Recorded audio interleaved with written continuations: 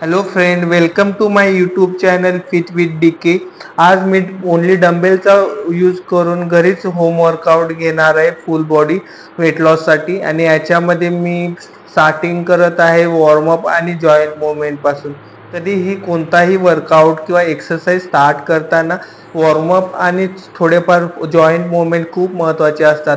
Warm up आणि joint movement व्यवस्थितरित्या झाली तर आपण इंजुरीला किंवा इंजुरीपासून वाचू शकतो. त्यामुळे मी प्रत्येक जॉईंटची 10 रोटेशन घेत आहे, क्लॉकवाईज अँटी क्लॉकवाईज. आता मी एल्बो रोटेशन घेत आहे. त्यानंतर मी शोल्डर रोटेशन घेणार आहे क्लॉकवाईज आणि अँटी क्लॉकवाईज.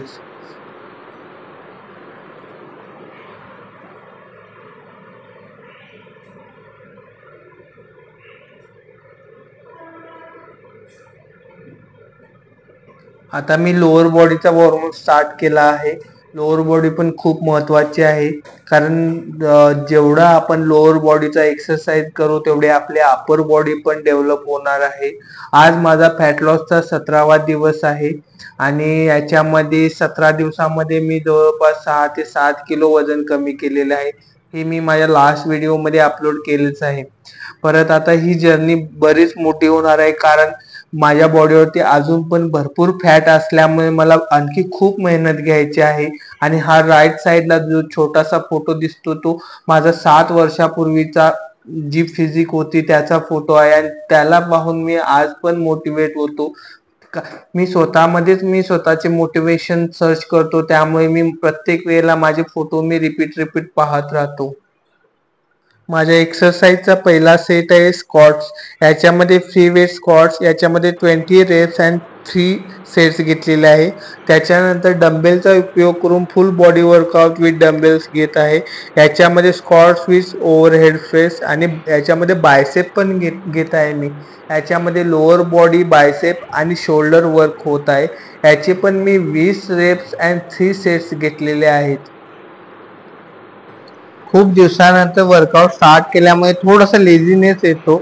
असं वाटतं की आता स्किप करायचं, बस झालं. बट मी मनाला कसे बसे सावरून मी पुढे जाण्याचा प्रयत्न करत आहे. मनाच्या विरुद्ध पुढे एक्सरसाइज करण्याचा प्रयत्न करत आहे. डेली एक्सरसाइजला जर चांगल्या डाएटची जर साथ भेटली ना, तर आपल्याला रिझल्ट अगदी चांगला भेटतो.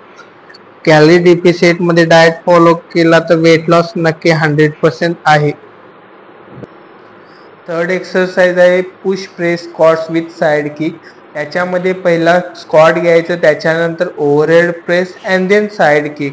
स्क्वॉट्स घेतल्यामुळे आपला लेगचा वर्कआउट होतो आणि ओव्हरहेड प्रेस घेतल्यामुळे शोल्डरचा वर्कआउट होतो. आणि त्याच्यामध्ये साइड किक ॲड केल्यामुळे आपला जो म्हणजे ऑब्लिकचा जो पार्ट आहे स्टमकचा, तो पण वर्क होतो.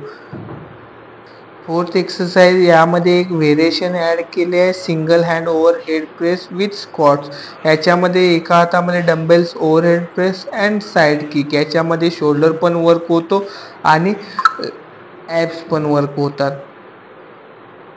त्याच्यानंतर dumbbell deadlift with overhead press. याच्यामध्ये लोअर बॉडी पण अँड अपर बॉडी पण चांगल्या प्रकारे वर्क होते. याचे पण मी 20 रेप्स आणि 3 सेट्स घेतलेले आहेत. जसे स्टडी करताना कॉन्सन्ट्रेशन आणि फोकस लागतो, तसेच वर्कआउट करताना पण कॉन्सन्ट्रेशन आणि फोकस लागतो.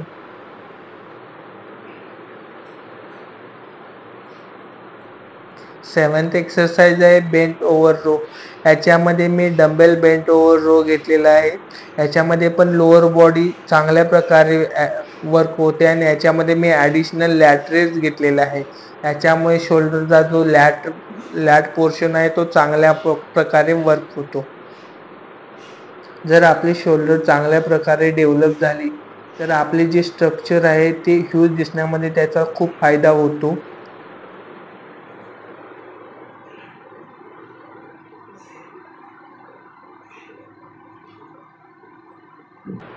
8 एक्सरसाइज आहे reverse lunges with overhead press.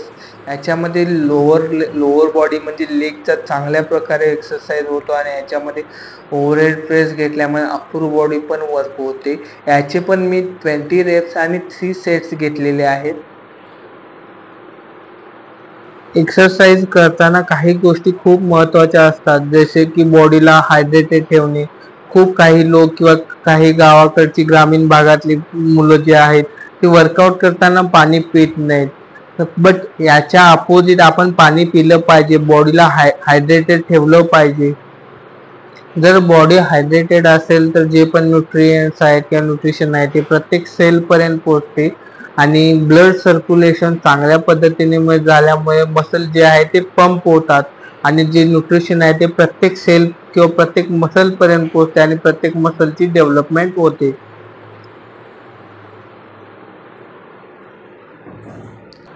आणि आता 10th एक्सरसाइज आहे rows. Rows means one arm row and bent over row. याचं कॉम्बिनेशनमध्ये मी घेत आहे. याच्यामुळे माझी जी लोअर बॉडी आहे, लोअर बॅक आहे ती चांगल्या प्रकारे वर्क होत आहे. याचे पण मी 20 रेप्स आणि 3 सेट्स घेतलेले आहेत.